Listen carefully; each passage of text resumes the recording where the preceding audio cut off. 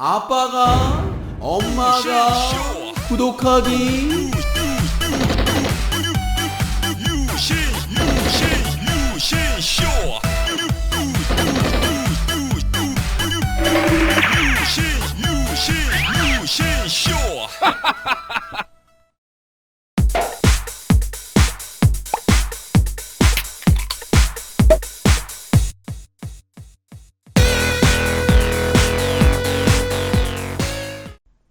그런 내용이고 지금 너무 지금 내용을 좀 열정적으로 뉴스 가기를 오랜만에 하고 있네요.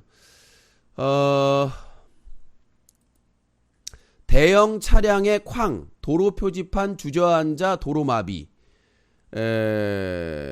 고속도로에서 저기 그게 떨어졌다고 하는데 무슨 트레일러가 가면서 이렇게 통과하려고 했는데 그게 넘어졌다고 하는데 개소리지.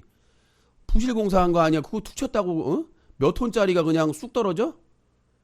과적 상태로 달리던 대형 트레일러가 한 대가 표지판을 치고 달아났고 그 충격으로 표지판이 쓰러지면서 뒤따라오던 SUV 차량 뒷부분을 덮친 것으로 경찰은 보고 있다. 저 뒤에 오던 SUV 차량은 뒤에 떨어졌대. 트렁크에. 다행히 앞에 떨어졌으면 짜부 됐지. 돌아가셨지. 그거는 몇 톤짜리인데. 근데 이 트레일러가 툭 치니까 예전에 그런 게 있었어요. 고문을 해가지고 사람이 죽었는데 책상을 툭 치니까 사람이 죽었다. 그 박종철 열사였나요? 누구였? 그잖아요. 그때 그 얘기하는 거예요. 그게 수사관이었나 직원이었나 모르겠지만 책상을 탁 치니까 사람이 죽었다. 그러니까 저 대통령께서 책상을 탁 쳤잖아요. 이게 엄청난 파격인 거야. 이게 책상이 무기인가 봐요. 이게 무기 버튼이 있나 봐, 대통령들은. 박근혜 대통령이 책상을 탁 치니까 그냥 강행 처리를 해버리잖아, 상정을. 이게 참, 한마디 하시면, 배신의 정치는, 이거 말 한마디 하니까 그 원내대표가 날아가 버리고, 책상을 한번 탁 쳐버리니까 정의화 의장이 갑자기 그냥, 쩔쩔매고, 무서운 나라예요, 책상이. 자, 다음 내용입니다. 뺑소니 치고 가다가 퇴근길 경찰의 덜미. 길가에 쓰러진 사람을 치고 그대로 달아나는 뺑소니 차량을 경찰관이 추격했다. 당연히 해야 될 일 아닌가요? 경찰인데. 퇴근이든 뭐든지 간에. 자, 수능 직후부터 편입 준비. 취업난이 부른 영학년 편입생. 영학년 편입생 들어보셨나요? 대입을 마치고 곧바로 편입을 준비하는 학생들. 심지어 대학을 졸업하고 편입하는 5학년 편입생도 있다. 정말 이 창조적인 경제 아니겠습니까? 이제 영학년. 대학 입시 마치자마자 편입 준비하고 대학을 졸업하자마자 말고 편입하고 취직이 안 되니까. 그런데 뭐 경제 민주화 한 70% 했다고 그러던데? 난 그 장관인가 그 사람이 자기는 경제 민주화 창조 경제 한 70% 정도 해냈대. 이 모양 이 꼴이니. 부자 감세는 철폐하지 않고 없는 사람들 서민들만 지금 비정규직 하다가 이제는 파트타임 하다가 이제는 하청 재하청으로 몰리고 있는데 경제가 문제가 없다고 하는, 맨날 그래놓고는 자기들 분리하면, 내가 새누리당 그 선거 전략 보고 학을 떼잖아요. 야당 심판. 나는 진짜 새누리당은 개그해야 돼. 아니 정권을 자기들이 잡고 있고 국회 과반수 이상을 자기들이 차지하고 있고 사법부도 대법관이나 헌재 추천수가 더 많고 도대체 더 이상 국민들이 어떤 권한을 줘야 되는 거야? 계엄령을 선포해야 되나 진짜로? 계엄령 선포해서 군인들이 나와야 되나? 아니 행정부 대통령이고 그 다음에 입법부의 과반수 이상을 차지하고 있고 그 다음에 대법관이나 헌재 재판관들 추천수에서 야당보다 더 많고 과반의 이상이고. 아니 도대체 뭐가 야당 책임이라는 얘기 도대체. 발목 잡기라는 거. 국회 선진화법 지들이 만들었고 자기들이 만들었고. 아니 도대체 난 이해가 안 돼서 야당을 심판. 아무튼 그렇습니다.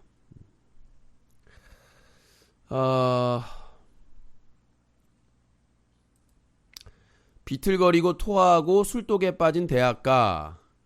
지난주와 이번주 일제히 입학과 개강한 대학생들 선후배와 상견례와 개강 파티가 이어졌는데 밤마다 술에 취해 인사불성인 대학생들이 학교 앞 유흥가를 점령하고 있다. 야, 이게 일상적인 얘기 아니에요? 채널 동화에서 보도한 내용인데 이게 뉴스야? 아니 원래 대학생 술 잘 먹어요.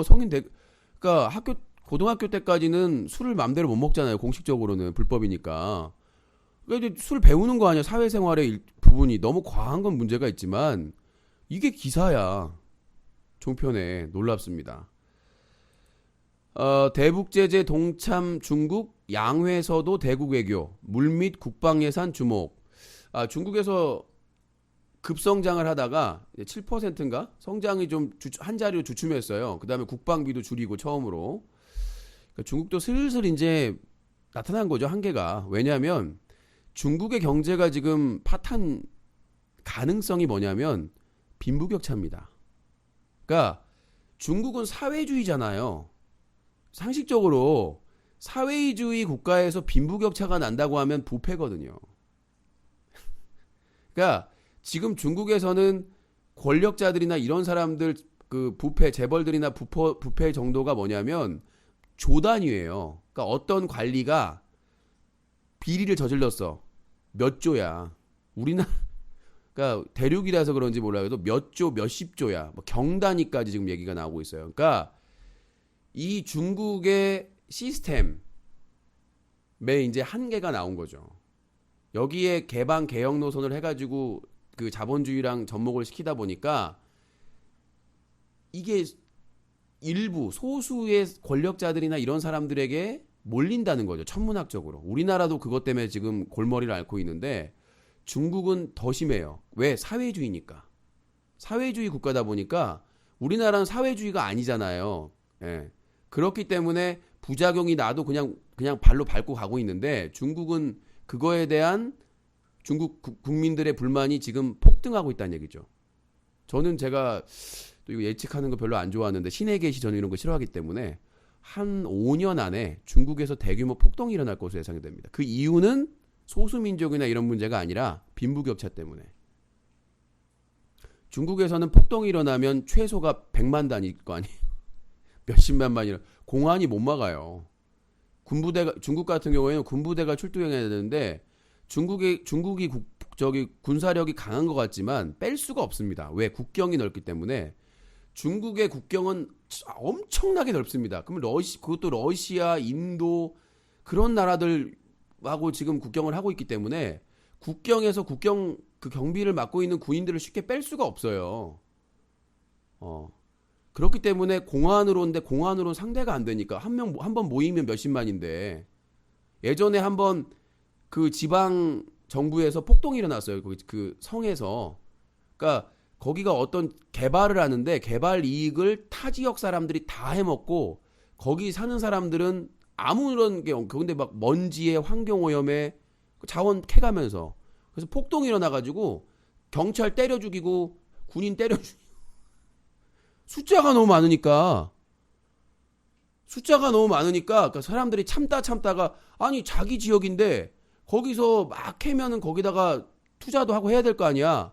근데 타지 애들이 다 그것만 뺏어가고 거기는 수질 오염되고 환경 오염되고 고통만 받으니까 그 사람들이 폭동을 일으킨 거예요. 그게 이제 중국은 인터넷이 통제가 가능하니까 회에 많이 되지는 않았지만 엄청난 그 폭동 한번 일어나면 중국도 심각한 수준이에요. 치안이.